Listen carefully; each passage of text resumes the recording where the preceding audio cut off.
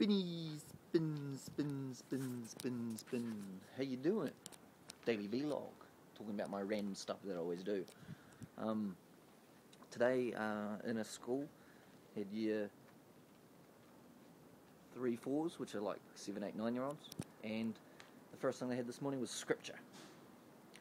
Scripture being religious studies, not just any religion, not all the religions I mean, but specifically talking about Jesus. This is the second time I've had this in a class, and I was extremely disappointed. It sickens me, to be honest. One, it's a public school, so it shouldn't be in there. I can understand it goes into Catholic schools, and that's one reason why I never put my name down for any Catholic school or any religious-related school, because that's their own prerogative, and I have mine, and that's why I don't go there, because I don't want to be teaching lies. And that's, as a teacher, we're meant to be teaching truth. And people will be able to say from now, but it's part of teaching, and that's what it is. And you're there to teach whatever you're meant to teach. But the thing is, it's there are, as I've talked before, there's facts and then there's opinions, and this is all opinion based. So, but the religion side. Yet, if we follow basic fact and understanding, we come to the conclusion that we do live in a secular world nowadays, and those things are myths and legends. It wasn't me that was teaching it, it was this older woman, and I got the class sorted and then let them at it. There was a couple of kids that didn't do it, they were allowed to sit out and play on the computers, and I just kind of hung out with them. And I was watching it, and the thing that seemed to be, that was being taught was an aspect to,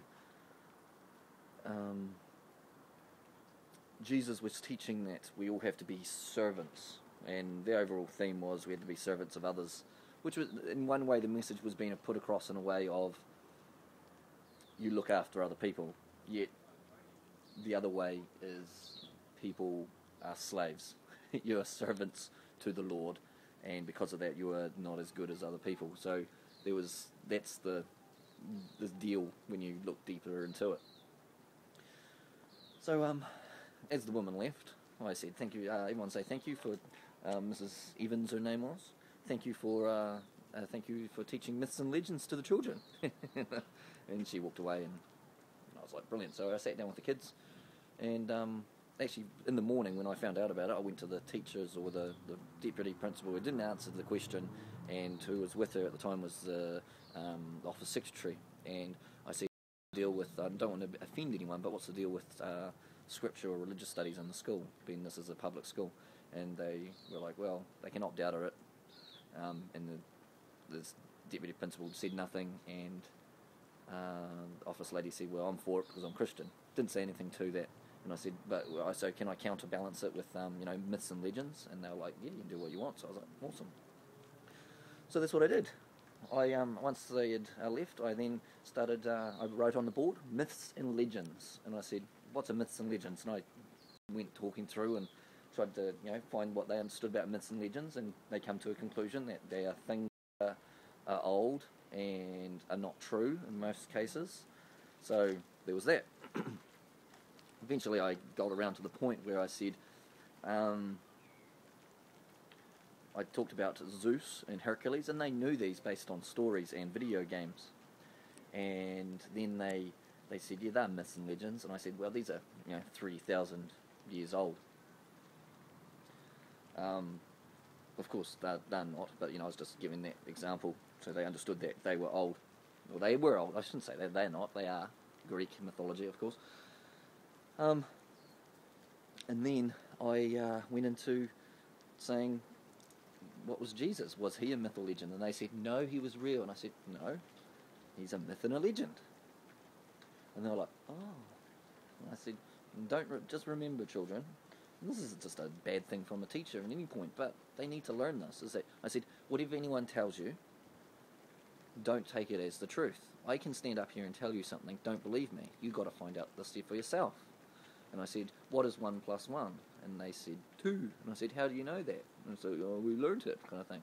And they learn it based on time, and over time they get an understanding of that because they are facts. The thing is, when you get people that are just feeding you this information, people that are not even teachers, they just come in because it's seen as a morality teaching, and they're put into the school, and in the end they're teaching fables and that are being put across as factual. That is a sick society. I am not going to be part of that society. I am going to be getting in there, and I am going to be teaching them that these are myths and legends, and they need to question what they see. It doesn't matter what age.